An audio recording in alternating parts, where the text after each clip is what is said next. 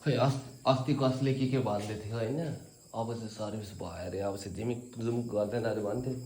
अनि यहाँ लाइन आइरहेछ हो, पङ्खा यहाँ घुमाइरहेछ फुलमा, घुम्दैन यो पङ्खा, लाइट बलिरहेछ। कतिकोमा आधी लाइन बलिरहेछ, आधी लाइन बलेकै छैन। कस्तो खालको लाइन हो यो भने, आधी बलेको छ आधी बलेको छैन। पङ्खा पनि चलिरहेको छ यो फेरि बिस्तारै होइन। यो चाहिँ फ्री होला, फ्री सुविधा होला नेपाल सरकारले, घन्टीले गरेको। यहाँ चाहिँ फेरि बलेको छैन, यो बल्नु पनि होइन त मेन। यो पनि अहिले चलायो भने यो पनि जान्छ अहिले।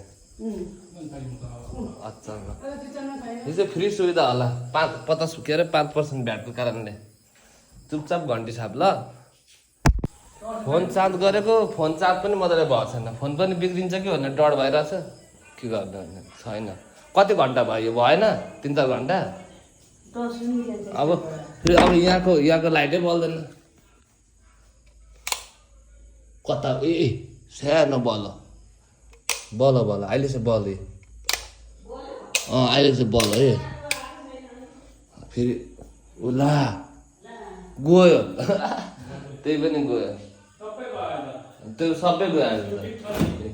फ्रिज पनि देखेको छैन होला होइन, फ्ल्यास पाल्छु ल। फ्ल्यास बल होइन छैन, फ्रिज केही छैन, लाइनसँग गयो ठ्याप्पै भयो लाइन। चुपचाप घन्टी साप। कुलमान घिसिङलाई नजिताउने जनताहरूमाथि दोष छ है।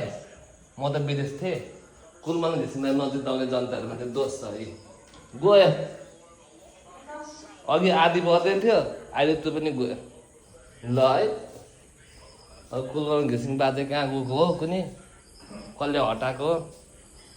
घन्टीमा उठेको थियो भने त जितिहाल्थ्यो। अब आफ्नै पार्टी खोल्ने भयो कुलमान घिसिङले पनि, होइन त बालन दाइ? नराम्रै गरेको नि त बाबालाई हटाउनै पर्ने हो, राम्रै भयो होइन बालन दाइ? ल के बोले भाई, अब के बोले?